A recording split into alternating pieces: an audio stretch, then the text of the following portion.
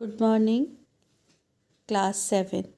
आज हम उर्दू का चैप्टर नंबर 9 महाराज रघु का दान पढ़ेंगे। महाराज रघु अयोध्या के सम्राट थे। वो भगवान श्री राम के परदादा थे।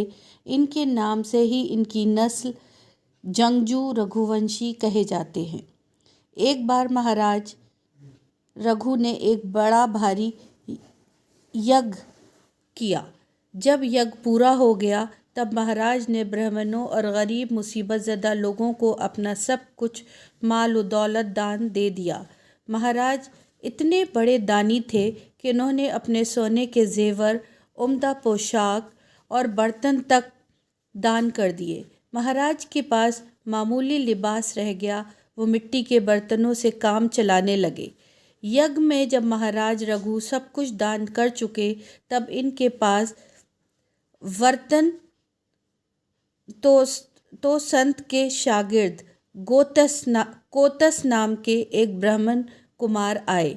महाराज ने इन्हीं पर प्रणाम किया, आसन पर बिठाया और मिट्टी के बर्तन में पानी लेकर इनके पैर धोए।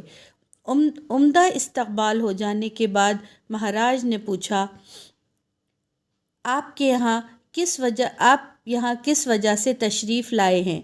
मैं आपकी क्या खिदमत करूं? कोतिस ने कहा, महाराज मैं आया तो किसी काम से ही था, लेकिन आपने तो सब कुछ दान कर दिया है। मैं आप जैसे महादानी अजीम शख्स को परेशानी में नहीं डालूंगा। महाराज रघु ने नरमी से दरख्वास्त की, आप अपने आने का मकसद तो बता दें। कोतिस ने बताया कि इनकी तालीम मुकम्मल हो गई है। अपने गुरुदेव के आश्रम से घर जाने से पहले गुरुदेव ने इन्हें गुरु दक्षिणा मांगने की दरख्वास्त की।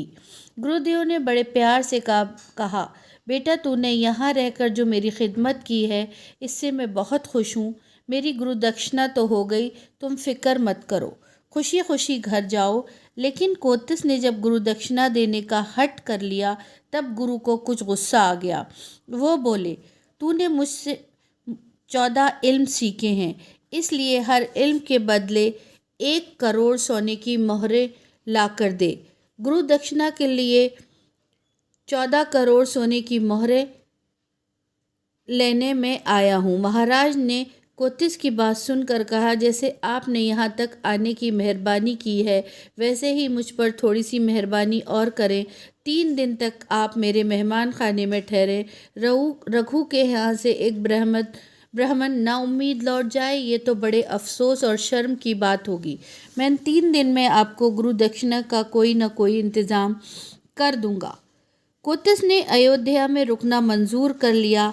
महाराज ने अपने वज़ीर को बुलाकर कहा, यज्ञ में सभी मामूली और गैर मामूली लोग टैक्स दे चुके हैं, इनसे दोबारा टैक्स लेना इंसाफ नहीं होगा। लेकिन कबीर जी ने मुझे कभी टैक्स नहीं दिया। वो देवता हैं तो क्या हुआ, कैलाश पर रहते हैं, इसलिए ज़मीन के सबसे बड़े सम्राट को इन्हें टैक्स देना चाहिए। मेरे सब हथियार वगैरह मेरे रथ में रख दो, मैं कल सुबह कबीर पर चढ़ाई करूँगा। आज रात को इसी रथ में सोऊंगा। जब तक ब्राह्मण कुमार को दक्षिणा न मिले मैं राजमहल में पैर नहीं रख सकता। इस रात महाराज रघु रथ में ही सोए। बहुत सुबह इनका खजांची इनके पास दौड़ता हुआ आया और कहने लगा, महाराज खजाना सोने की मोहरों से भरा पड़ा है। महाराज समझ गए कि कबीर जी ने ही ये सोने की मोहरों की बारिश की है। उन्होंने सब सोने की मोहरों का ढेर लगवा दिया और कोतिस से बोले, आप इस दौलत को ले जाएं। कोतिस ने कहा, मुझे तो गुरु दक्षिणा के लिए 14 करोड़ मोहरें चाहिए, इससे ज़्यादा महर भी मैं नहीं लूँगा। महाराज ने कहा, लेकिन ये दौलत आपके लिए आई है, ब्राह्मण की दौलत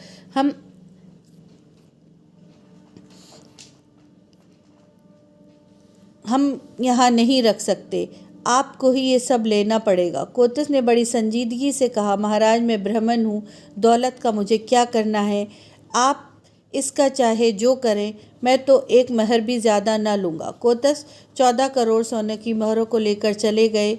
बकिया सोने की मोहरों को रघु ने दूसरे ब्राह्मणों को दान कर दी। देखा ये थे पहले लोग और किस तरह से उन्हें पैसे का कोई लालच नहीं होता था। चैप्टर के मुश्किल अल्फाज हैं महाराज, मुसीबत, दान, करोड़, मोहरे। आपको क्या करना है आप लोग जानते हैं, राइटिंग करनी है, मुश्किल अल्फाज लिखने हैं। 20 से कम कोई भी मुश्किल अल्फाज नहीं लिखेंगे और हर वर्ड को 3 टाइम्स लिखेंगे, उसके साथ वर्ड मीनिंग लिखेंगे और जो बाकी एक्सरसाइज हैं वो मैं आपको कराऊंगी।